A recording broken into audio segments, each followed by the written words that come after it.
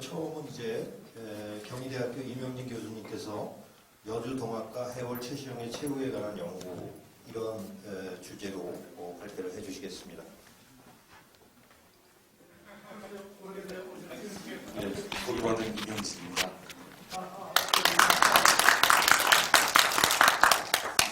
예, 아니 10분에 발표하라고 그러니까 좀 당황스럽긴 하고요. 하여간 최대한 시간을 좀 절약해서 해보도록 하겠습니다.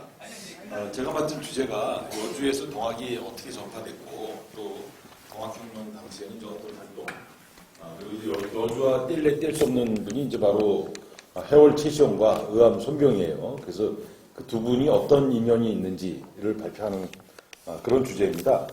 뭐 여주는 뭐 말할 필요도 없이 전국에서 제일 좋은 쌀이 나는 곳으로 유명한 곳이고 또 이곳은 동학의 역사에 놓고 보더라도 무엇보다도 이제 해월 최시영이라는 동학의 2대 교주가 여기 안장되어 있다.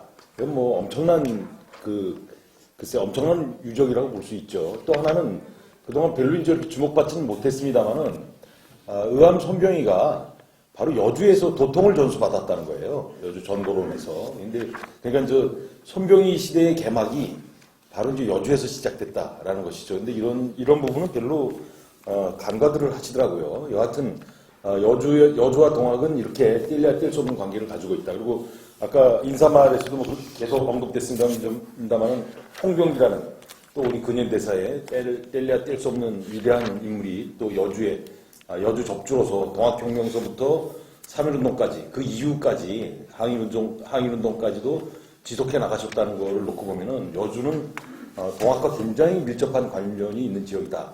다만 지금 현재 여주가 별로 이제 동학과 인연이 별로 없는 도시가 돼버린 것 같아서 좀 안타깝긴 해요. 그러나 한때는 여주의 동학이 굉장히 엄청났었다는 것은 부인할 수 없는 명백한 사실입니다. 이것은 뭐 기록으로도 남아 있고 또 당시 뭐 홍병기라든가 또 많은 분들의 증언에도 남아 있기 때문에 여주와 동학은 굉장히 밀접한 관계가 있다는 건 틀림없습니다.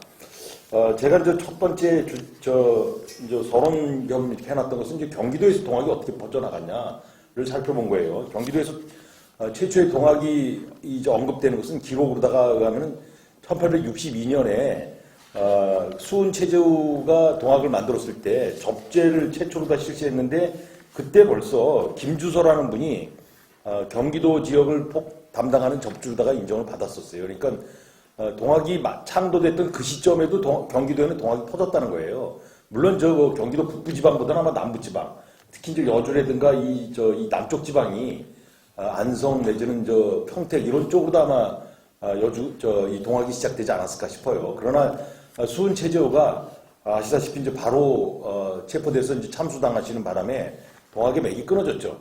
그리고는 이제 해월 최시영이라는 2대 교주에 의해서 이제 동학이 전파되는데 해월 최시영은 36년이라는 오랜 기간 동안 이제 도발이 이른바 이제 관에 쫓김을 피해서 도망다니는 그래서 이제 최보따리라는 별명이 들을 정도로다가 보따리 하나 메고 전국을 도망다녔던 그 인물이죠. 근데 이분이 도망다니면서 동학을 전파시킨 것이죠, 전국에.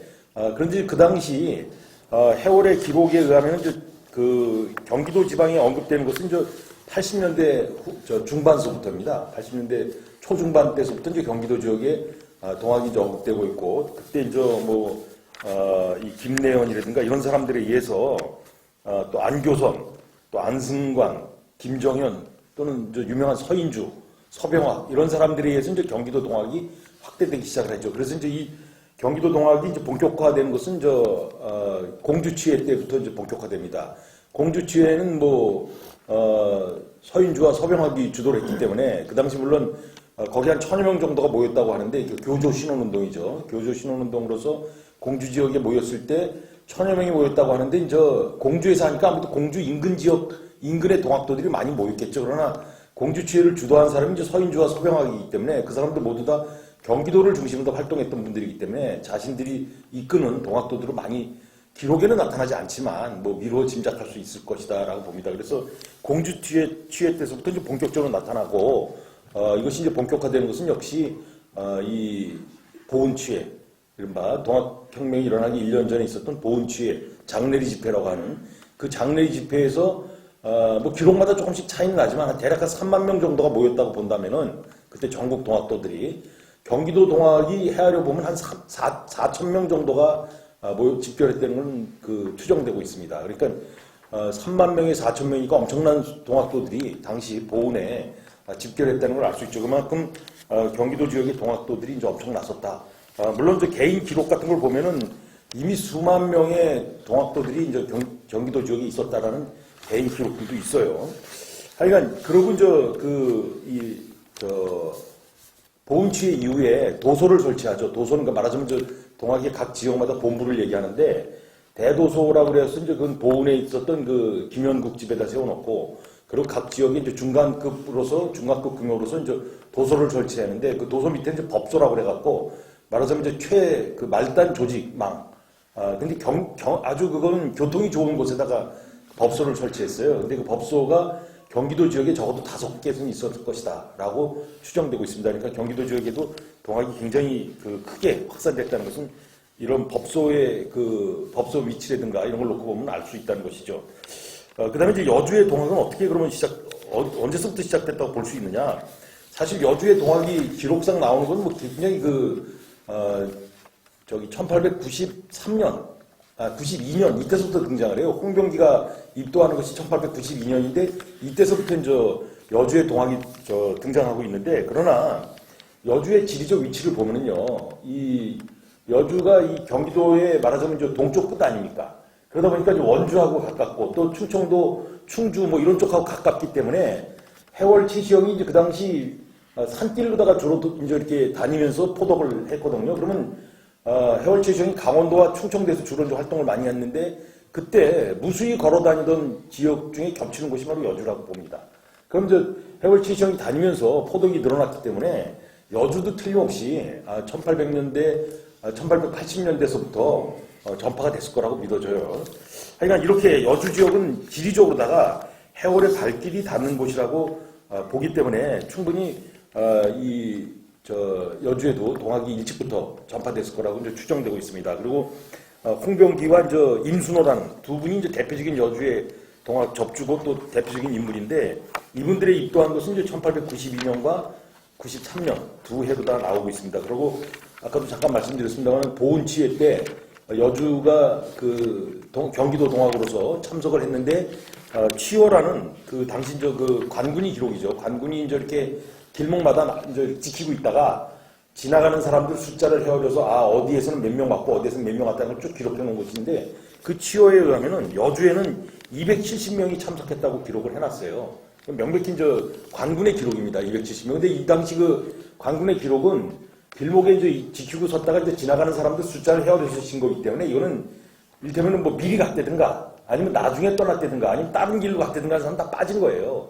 그러니까 아주 최소 단위로다가 아주 최소 단위로 했을 때 여주 동학이 보은치회 때 보은 장례리 집회에 거기에 270명이 왔었다고 본다는 270명이라고 이제 기록을 해놓은 거 놓고 봤을 때 이거는 그 당시 이미 여주의 동학이 이제 1893년에 이때 이미 상당 숫자가 확대되고 있었다는 것을 확인시킬 수 있다고 볼 수 있습니다. 그리고 여주에서는 동학혁명 당시 그럼 어쨌는가 1차 기포 때는 커다란 움직임은 없었어요. 다만 동학도들이 가만히 있지 않았다는 건 틀림없습니다. 그 당시 고종이 광주에 있는 그 헌능을 참배하고자 했는데 당시 동학도들이 3월달에 그것도 3월달에 참배하려고 했는데 광주 인근에 있는 동학도들이 움직임이 심상치 않으니까 가면 안 되겠다라는 그 기록을 놓고 봤을 때 1차 기포 때 참여는 안 했지만 웅성웅성했던 건 틀림없습니다. 그래서 움직임이 틀림없이 있었을 것으로다가 판단됩니다. 그리고 본격적으로다가 동학혁명에 참여하는 것은 역시 해월 최시영에 의한 총기포령 9월 18일 충청도 옥천에서 기포를 했던 그 총기포령에 의해서 9월 18일 이후에 동학도들이 참여를 합니다. 그 당시 참여했던 기록은 경기도 지역의 기포상은 당시 기록, 천도교의 기록, 뭐 천도교수라든가 천도교회사 초고라든가 뭐 이런 그 창건사라든가 이런 기록을 통해서 쭉 확인되고 있습니다. 여러분 가지고 계신 자료집에 있으니까 이거 그냥 넘어가도록 하겠습니다. 그리고 이때 경기도 지역의 그 동학도들은 무기를 확보하는 것이 이제 급선무였기 때문에 안성과 그 음성 관할을 습격을 하죠. 그래서 이제 무기를 확보합니다. 그래서 이들이 확보한 무기가 소위 이제 이 경상도 동학도들은 대개 그 의암 손병이포, 충이포라는 의암 손병이포 휘하였어요. 그래서 손병이가 물론 뭐 이것 때문은 아니겠지만 해월에 의해서 통영, 이른바 그 북쪽 대통령으로다가 지명되는 이유 중에 하나가 이렇게 무장한 병력들이 이 충이포에 많이 있었기 때문에 해월에 의해서 특별히 지명될 수 있지도 않았겠는가라는 추정을 해본다고 봅니다. 하여간 이렇게 해서 동학도들이 이제 참여를 해서 경기도에서 모였던 이 동학도들이 충청도로 다 이동하면서 이른바 당동 전투에서는 승리를 했고요. 그리고 이제 옥천에서 충이포 본대를 형성해서 거기서 본격적으로 다 이제 군대 편성을 해갖고 동학혁명에 참여를 하죠. 그러나 이제 그 동학혁명의 결과는 뭐 여러분 아시다시피 이제 우금치의 패퇴로 인해서 결국은 몰락하고 말았죠. 그러나 해월을 당시 가장 최고의 교주였던 해월을 피신시키는 것이 동학도들이 패퇴했지만 가장 큰 임무라고 했을 때 의암 손병희가 해월을 이제 모시고 다니면서 피신을 하는데 그때 의암 손병희 옆에 항상 붙어 있었던 사람이 바로 여주의 홍병기입니다. 자, 그래서 이렇게 해서 이제 동학혁명 당시에 이제 여주의 동학이 이제 이런 그 내막이었다는 걸 말씀드렸고요. 그 다음에 전고론. 사실 이제 전고론은 우리가 그동안 주목을 별로 안 했던 곳입니다. 왜냐면 여기 뭐 그냥 해월이 그냥 한 4달 정도 피신에 있었던 곳으로 그냥 치부하고 말았는데 사실은 이 전고론에서 3세 교주인 의암 손병희에게 도통을 전수합니다. 그래서 이 장소는 동학의 진짜 이 해월이 해월 시대를 마감하는, 그러니까 해월이 35년 동안 그동안 도망다니고 이렇게 피신당했던 이것이 이제 마감되는 장소가 바로 전고론이라고 볼 수 있습니다. 그래서 이 전고론에서 해월이 의암 손병희에게 이제 도통을 전수시키죠. 그래서 이른바 동학의 3대 교조인 의암 손병희 시대가 전고론에서부터 시작됐다고 볼 수 있습니다. 이 전고론에서 왜 그러면 해월이 왜 의암 손병희에게 도통을 넘겼냐? 당시 그 해월을 가장 따르고 다녔던 사맘이 있었습니다. 세 사람의 암자 돌림에 물론 다 해월이 그 도호를 준 것이죠. 그래서 이제 김영국은 그 해월을 가장 오랫동안 모셨고 또 해월을 거의 친아버지처럼 받들었었던 분이 바로 김영국이라는 분입니다. 그래서 그분은 이제 구함이라고 했고, 그리고 또 두 번째보다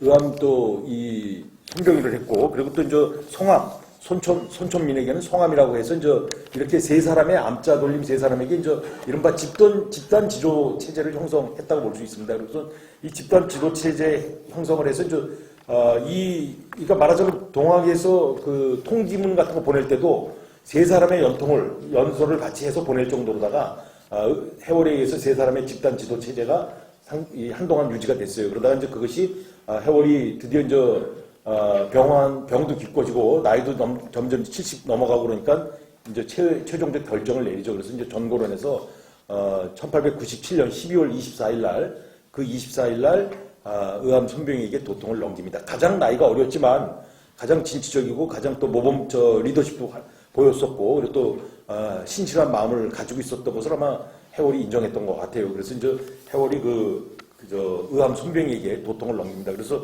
전고론이라는 곳은 말 그대로 해월 시대의 개막이고, 해월 시대의 종막이고, 또 의암 손병희 시대의 이른바 이제 개막이다라고 볼 수 있습니다. 그래서 전고론이라는 장소는 굉장히 중요한 장소인데, 지금은 현장에 뭐 그 집터도 없어졌을 뿐만 아니라, 뭐 그냥 이렇게 편집말 하나, 그냥 이렇게 위에 있는 그 전고론이라는 지리 표시라고 할까요? 그거 하나만 있고 아무것도 없더라고요. 그래서 이런 거 굉장히 좀 안타까운 것 같아요. 하여간, 해월에 의해서 도통이 전수된 의암 손병희의 시대가 이렇게 전고론에서 열렸다. 그리고, 바로 이제 뒤이어서 이제 해월에, 그럼 최후는 어떻게 됐는가?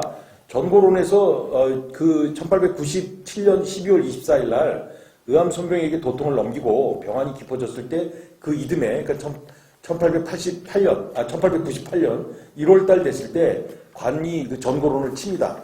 전고론을 쳤을 때 이제 거기에 기지를 의암 손병희의 기지와 또 부안에 전라북도 부안의 그 김낙철이라는 용암 김낙철이라는 분의 그 희생, 김낙철이라는 분이 내가 해월이다 그러면서 이제 스스로 잡혀 들어갔어요. 그러니까 뭐 누구는 그렇게 얘기하더라고요. 베드로는 스승을 3번 거부했는데 부정했는데 용암 김낙철은 스스로 내가 해월이다라고 하면서 체포돼 갔다. 그래서 지금 요번에 부안 답사를 해봤더니 부안에 용암로라고 만들어졌다고 그러더라고요. 그 용암 김낙철 선생을 기리는 그 길 이름을 용암로라고 했다고 그러더라고요. 그래서 참 진짜 고맙다는 생각이 드는데 하여간 용암 김낙철이라는 분의 그 희생에 의해서 해월이 여기서 체포가 안 되죠. 그래서 이제 해월은 그 1월 달에 그 추운 겨울날 야밤을 이용해서 이 전고령에서 원주로다가 피신을 합니다. 그래서 한 달 가까이 산속에 숨어 살다가 원주에 1월 말쯤 돼서 이제 원주에 그 원진녀의 집에 거기서 이제 머무는데 거기서 안착을 하는데 그것도 오래 못 갔죠.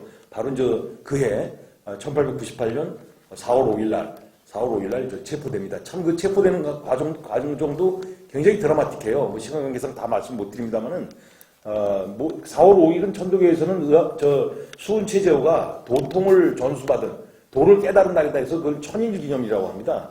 근데 이날 그러니까 제자들이 다 모여서 기념식을 해야 되는데 그에 따라 해월 최시영 선생이 제자들을 다 가라고 그랬다는 거예요. 오늘 너희 나 혼자 할 테니까 다 물러가라 해서 안 간다고 다 그랬는데도 호통을 쳐서 다 내쫓았다는 거예요. 그리고는 당신 혼자 계시다 체포됐어요. 그런데 여주에 임순호라는 분이 임순호 접주죠. 여주 접주. 임순호 선생이 그래도 그냥 가는 게 어딨냐고 스승님 혼자 두고 어떻게 가냐고 하면서 미적미적 가면서 끝까지 남았다는 거예요. 그래서 그분도 체포가 돼요. 그러니까 임순호 선생하고 해월 최시영이 원주에서 체포가 됩니다. 그래서 이제 원주 체포돼서 이제 원주에서 배를 타고 여주에 들려서 여주에서 또 배로다가 한양까지 압송됩니다. 그래서 한양에서 압송돼서 이제 거기서는 뭐 여기 쭉 적어놨습니다만 있는 대로 이제 그런 과정을 재판을 거쳐서 그해 6월 2일 날 교수용으로 이제 처벌 당하십니다. 그 처벌 당하면서 당시 그 이종훈 선생 경기도 광주의 이종훈 선생이 참 눈물겹게 그 보좌하는 그런 이야기들을 쭉 해놨는데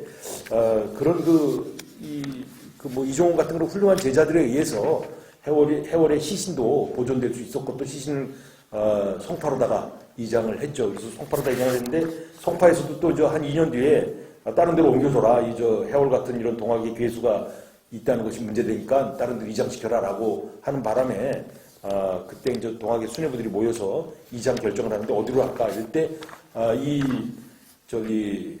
추남 박인호 선생이 여기 이제 자주 들락날락하면서 와봤더니 여기 이제 원적산 아래 천덕봉이 아주 명당 자리가 있더라. 일루 이장을 하자라고 해서 이제 추남 박인호 선생이 손수 유고를 수습해 갖고 와서 여기 이제 이장을 해서 드디어 여기 묻혀 계십니다.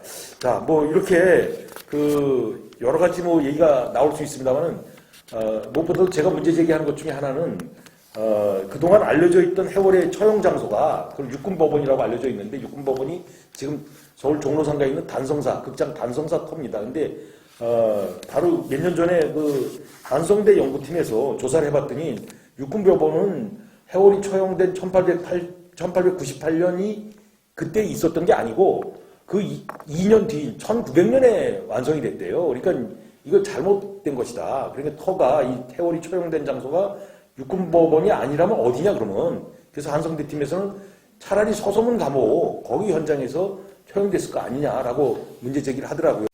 말씀하셨지만 위대한 두 분, 세종과 해월이라는 두 분이 계신 장소입니다. 두 분 다 어떻게 보면 신분으로는 극과 극입니다. 그런데도 불구하고 두 분이 공통점이 있죠. 바로 민본이라는 백성을 가장 사랑했고 또 사람이 사람답게 대접받는 그런 세상을 원했다는 것에 대해서는 두 분이 공통점이 아닌가 싶습니다. 그런 곳이 바로 여주라는 것은 여주가 굉장히 상징적인 의미가 큰 도시다라는 것을 생각합니다. 그리고 무엇보다도 의암 손병희가 여기서 도통을 전수해서 동학의 3대 교주로 등장을 했다가 그가 우여곡절 끝에 천도교 시대를 열었고 올해 또 100주년이죠. 3.1운동, 3.1혁명의 이 100년 전 3.1혁명을 주도할 수 있었던 것은 의암 손병희가 바로 여주에서부터 탄생됐기 때문에 가능한 것이 아니냐. 그런 의미에서 여주는 여러 가지로 다 동학과 무관치 않은 지역이라는 것을 잊지 않았으면 하는 생각입니다. 예, 마치겠습니다. 고맙습니다.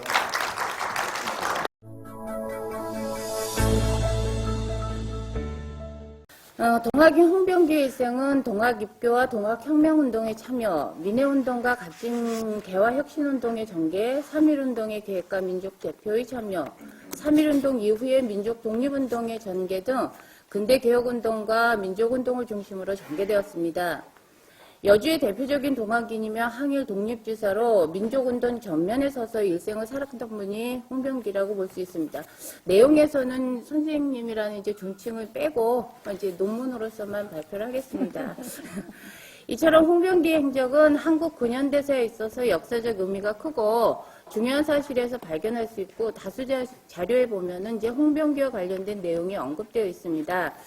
그런데 이제 연구를 진행하다 보니까 그의 사상이나 행적을 심도 있게 좀 들여다볼 수 있는 관련 내용들이 이제 좀 부족해서 또 이게 핑계일 수도 있지만은 폭넓고 깊이 있게 이제 한 인물을 추적하기에는 조금 어려운 점들이 있었거든요. 근데 보면 역사 속에서의 인물사를 연구할 때에 좀 나오는 특징들이 이제 자료가 많기 때문에 널리 알려진 인물들이 있고 자료가 없어서 또 알려지지 않은 그 행적에 비해서 알려지지 않은 인물이 있고 또 자료는 많은데 또 알려지지 않은 여러 가지 유형들이 있거든요. 근데 홍병기 같은 경우는 인지도는 상당히 이제 민족대표나 동학혁명운동 이러한 과정들에 이제 참여되고 있는 부분들이라 이제 인지도는 또 상당히 높다고 저 입장에서는 판단하는데 의외로 관련 조금 구체적인 내용에 대한 자료는 조금 부족한 부분들이 이제 연구하는데 조금 어려운 점이라고 볼 수 있습니다. 근데 이제 그의 이제 행적과 관련된 역사 내용들은 한국 근현대사에 있어서 매우 중요하고 의미 있는 사실들로 이에 그가 동참하고 있었다는 사실만으로도 홍병기라는 인물의 역사적 가치를 평가할 수 있다고 보았습니다. 이에 여주동학의 홍병기의 행적을 들여다보면서 제 나름대로의 역사적 의미를 부여하고자 하며 홍병기가 동학을 통해서 어떻게 자신의 근대개혁 인식과 민족운동을 실천하고자 했는지를 이제 정리해 보았습니다. 홍병기는 19세기 이제 조선 후기사의 이제 세도 통치의 전개라든지 지방 관료들의 부패와 수탈, 서세 동점의 상황, 일제 침략, 농민계층대의 몰락 이런 전반적인 국내외적 상황 한가운데 놓인 시기인 1869년 이제 경기도 여주에서 출생하셨습니다. 아버지 홍인용은 이제 참봉의 벼슬을 했던 양반으로 알려져 있는데 홍병기의 경우에는 이제 서자로 출생하였습니다. 어린 시절 한학을 배우고 무예의 능력이 있었던 것으로 보아 이제 1887년 19세 때 목가에 급제하였습니다. 당시는 전 근대적인 신분 질서가 남아있는 상황에서 서자라는 신분이 이제 정치 사회적으로 불평등함의 한계에 부딪힐 수밖에 없었다고 봅니다. 그래서 더더군다나 이제 1860년 수원 선생에 의해서 동학이 창조되어 인간의 평등 사상이 전파되었고 80년대 들어서는 서구 열강들과의 수교 이후 천주교, 개신교 등의 서학이 점점 확산되는 한편 고종정권의 개화정책이 추진되는 등 그가 성장하던 19세기 중엽이라는 시대적 상황이 전 근대적 질서의 개혁이 요구되어지던 시기였으나 아직 조선 후기 정치사회는 기존의 토대가 유지되고 있었습니다. 따라서 시대 격변기에 청년기를 맞은 홍병기는 신분에 의한 부당한 차별이나 지배 권력의 횡포와 착취, 외세 침탈과 개항 이후 개화작용의 부작용 등 그리고 그로 인한 조선 민중의 피폐함이 가중되는 등 조선 후기 정치사회가 직면하고 있던 전반적인 문제와 한계를 절감하였을 것이라고 봅니다. 그래서 24세가 되던 1892년 동학에 입교하였는데 이러한 이제 시대적 상황에 대한 개혁을 홍병기는 나름대로 갈망하지 않았나 그에 대한 선택이라고 볼 수 있습니다. 홍병기에게 만민평등과 사람이 곧 하늘이다라는 동학사상은 당 시대의 불평등함에 맞닥뜨려 있었던 그를 자극하기에 충분하였지 않느냐고 볼 수 있습니다. 동학에 입교한 그는 교리의 연구와 수도에 정진하며 여주 지역을 중심으로 인간 평등과 보국 안민의 동학사상을 전파하는 포교활동에 진력하였습니다. 이후 여주 지역의 접수에 임명되어 활동하였고 지역민들에게 자신이 동학을 통해서 이제 깨우칠 수 있었던 시대개혁 인식을 확대시키기 위해서 포교활동에 진력하고 여주 지역 동학교사 확장에 기여하였습니다. 이에 1894년 이제 보훈 집회 같은 경우에도 여주 지역 동학교인이 270여 명이 참석하였다고 이제 알려져 있는데 여기에서 이제 당연히 여주 지역 접주였던 홍병기가 회화의 교인들을 이끌고 참석하였다고 봅니다.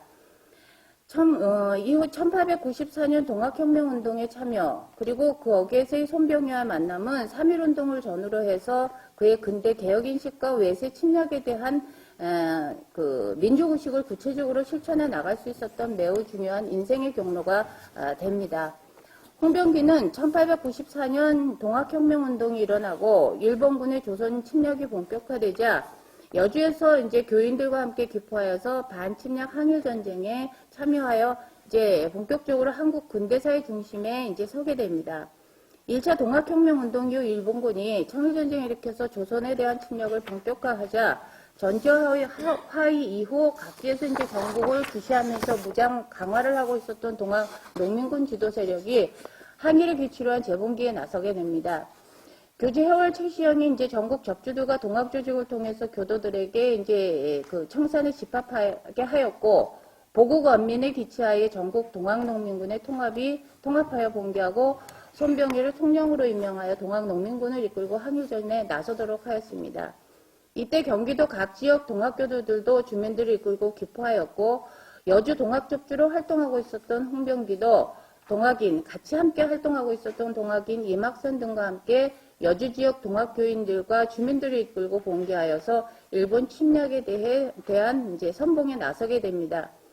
홍병기는 여주 지역 교인들을 이끌고 경기도 편의장 이종훈, 편의사 이용구의 지휘를 받아 손병희가 지휘하는 충의포 도서가 있는 충주 황산에 도착한 후 홍병기가 속한 동학 농민군은 황산에 집결하고 충주 무곡장터를 거쳐서 보은 장내리로 이동합니다.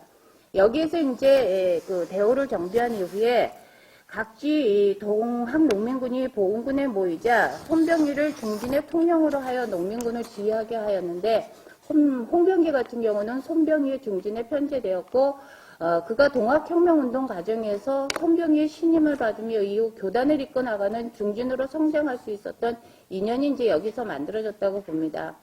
홍병기는 손병희가 이끄는 북적군의 일원으로 일본군의 침략에 대항한 본격적인 한일 전쟁에 나서게 됩니다. 홍병기가 속한 손병희의 동학농민군 부대는 해월의 명령에 따라서 논산에서 이제 남접 세력과 합류하여서 전국적 규모의 동학농민군에 의한 한일 전쟁을 수행하여 갔는데, 이후 이천 효포, 대교, 웅치, 홍주 등지에서를 거치면서 치열한 전투를 전개를 하고 공주 오금치 전투에서 이제 혈전을 전개하였으나 막강한 병력과 우세한 무력에 이제 결국 패퇴하고 맙니다. 홍병기 소속 동학농민군은 공주에서 패퇴한 후 일본군과 관군의 추격을 당하여 장성으로 내려갔으나 일본군과 격전을 치르고 다시 북상하게 됩니다. 이때 홍병기는 손병희와 순창을 지나 임실에 이르러 그곳에 피신하고 있었던 최시영을 만나게 됩니다. 동학농민군은 패퇴하여 도주하는 일본군을 추격하여 공격하였으나 장기간의 전투로 이제 무기통역이 고갈되고 더 반격을 맞게 되니까 홍병기, 손병희 등은 더 이상 이제 전투를 감행하는 것은 동학농민군의 희생을 증가시키는 것이다 판단하여서 제 충주 외서촌 전투를 마지막으로 해산하게 됩니다. 이후 홍병기는 최시영, 손병희 등과 함께 홍천을 거쳐서 인제 여주, 원주 등지로 피신합니다. 피신하는 동안 홍병기 등은 최시영 등을 이제 뒷바라지하게 되는데, 이때 이제 그 손병희 같은 경우는 의암이라는 도호를 받게 되고 또 이듬해인 12월 24일 날 동학에 이제 도통을 전수받게 됩니다. 하지만 교주 최시영이 이제 체포되어서 압송된 후 이제 투옥이 되자 홍병기는 우선 최시영의 가족을 강원도 횡성으로 피난시키고 손병희, 김영국, 이종훈 등과 함께 최시영의 옥바라지를 하며 구출하고자 계획했지만은 결국 최시영이 처형되므로 동학농민군의 대일항쟁은 이제 자솔되고 맙니다. 동학혁명 이후 홍병기는 서울로 들어와서 포교활동에 전념하며 동학교단 정비에 힘쓰는 한편 동학의 근대 개혁운동을 적극적으로 실천해 나갑니다. 청일전쟁에서 승리한 일본이 요동반도를 획득하면서 제국주의 대열에 나서게 되고 또 러일전쟁 발발의 위기에 맞닥뜨리게 되었는데 동학교단에 대한 정부의 탄압도 또한 가중되어 갑니다. 동학교단 핵심 간부들은 각자 해산하여서 이제 일단 감시를 피하게 되는데 홍병기는 두물머리에서 응가하고 있던 손병희에게 이제 각지 교도들이 수도를 하고 있다는 상황을 전달하고 손병희는 장래 이제 동학 진로에 대해서 이 당시 이제 심사숙고해했다고 알려졌습니다. 그러나 이제 동학교단의 승통 문제와 활동 노선 문제로 갈등이 발생하자 손병희는 교도들에게 통문을 돌려서 수도에 전념할 것을 이제 독려하는 한편에 홍병기 등 5명의 편의자 중 한 사람으로 이제 선정을 하고 대정이란 원직을 수여함으로써 교단의 책임 있는 위치에 이제 서게 됩니다. 홍병기는 동년도 4월에 경기도 양평군 양평 이종훈의 집에서 거행됐던 입도식에서 손병흠, 이종훈 등과 참석하여서 손병희에 대한 지지를 표명하였고 또 손병희는 동학 중진들의 결속을 위해서 홍병기에게 이남이라는 이제 그 도를 부여하는 이러한 이제 그 과정을 거칩니다. 그리고 이제 홍병기는 손병희 등과 함께 스승 최시영의 묘소를 이제 원적산으로 이장하는 데도 참석을 하고 그 다음에 이제 손병희가 교단 이 일원화를 위해서 지도체계 확립의 필요성의 이제 그 공식화를 위해서 1900년 7월 풍기에서 거행한 종통 설법식에 참여하여서 다시 한번 이제 손병희의 지지 세력이 되어줍니다. 홍병기와 손병희의 인연은 동학혁명 과정에서 홍병기가 손병희가 이끄는 동학농민군에 편성되어 한일전쟁에 나서게 되고 고난을 같이 함께하는 과정에서 신임관계가 형성되지 않았나 봅니다. 홍병기가 이제 그 논문들에 보면은 집안을 돌보았다라고 하는 이제 내용들을 봐서는 손병희 선생이 이제 신임이 그만큼 두터웠지 않느냐라고 볼 수 있는 거죠. 이처럼 이제 손병희의 도통 계승과 홍병기 등의 노력으로 인해서 동학이 세력이 이제 재정비되고 확산되어 갔지만 이제 반면에 조선 정부의 탄압이 강화되고 당시 정세를 주시하고 있었던 홍병기는 광군이 이제 손병희의 체포에 주력하고 있다는 사실을 전달하게 되면서 이제 손병희는 동학을 국내에서의 포교라는 한계를 벗어나 세계에 널리 창명하는 것이 시대적 흐름이지 않느냐라는 판단으로 교단의 활동을 동학의 근대 사상을 실현하기 위한 개화 혁신운동으로 전환을 하게 됩니다.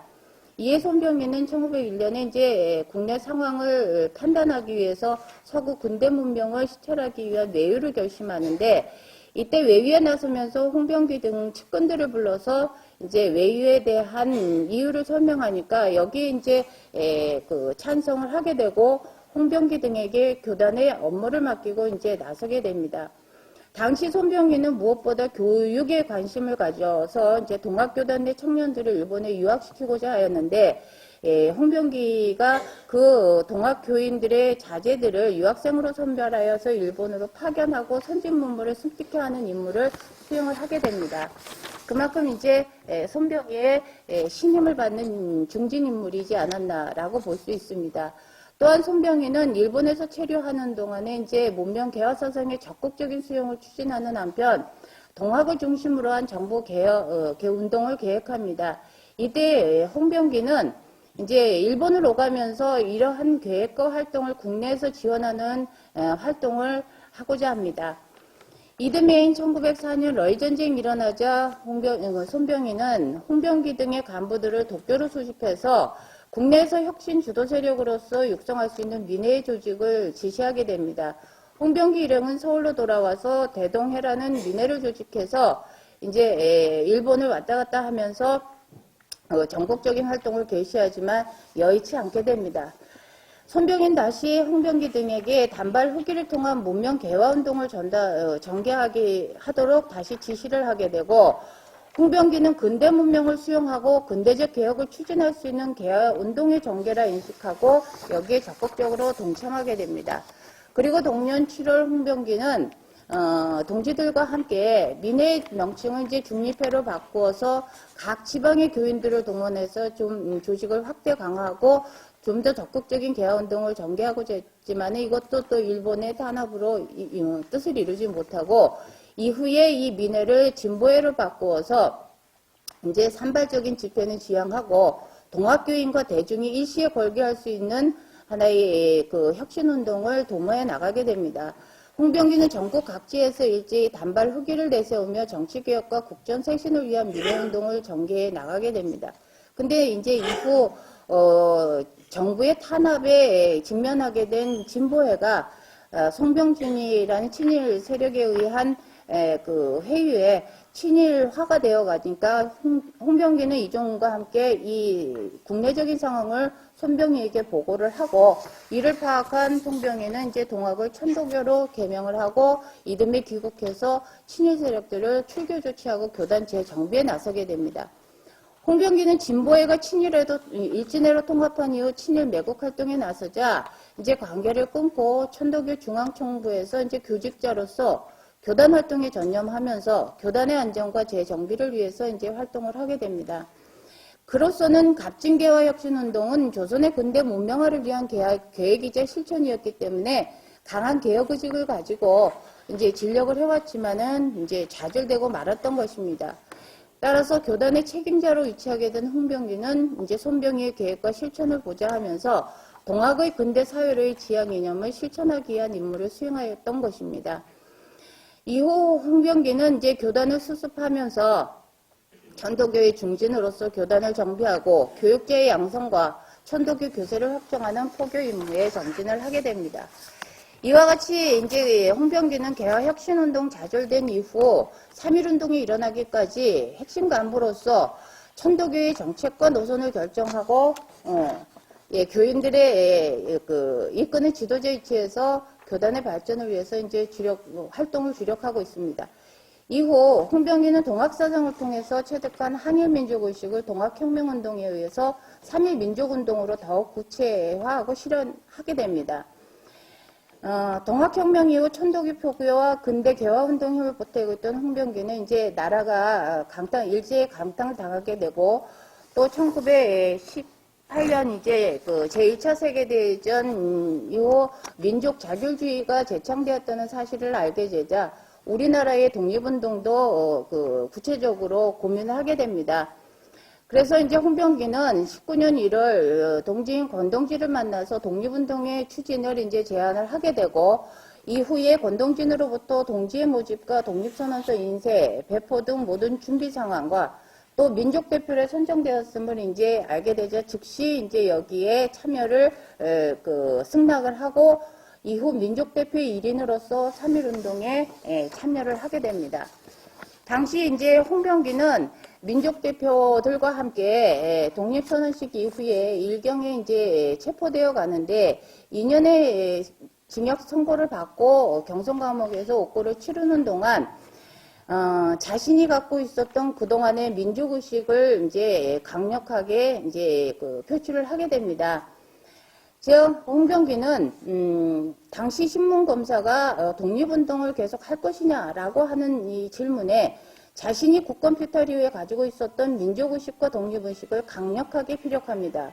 그리고 일제의 침략과 식민통치를 비판하는데, 원래 조선은 4,000년 역사가 있는 나라이기 때문에 남의 나라의 영토가 되는 것은 유감이라 민족자기라는 문제가 제청됨에 따라서 독립을 계획하지 않을 수 없었다라는 자신의 이제 민족의식을 강조하였고, 또한 조선 사람은 일본 사람의 아래에서 대우를 받는 것이 불평등함이고 경제상으로도 모든 것이 이제 일본 사람보다 차별 대우를 받고 있는 일제 민족 차별 정책에 대해서도 부당함을 지적하면서 이 3.1운동을 통한 정당성과 자신의 민족 독립의지를 당당하게 역설합니다.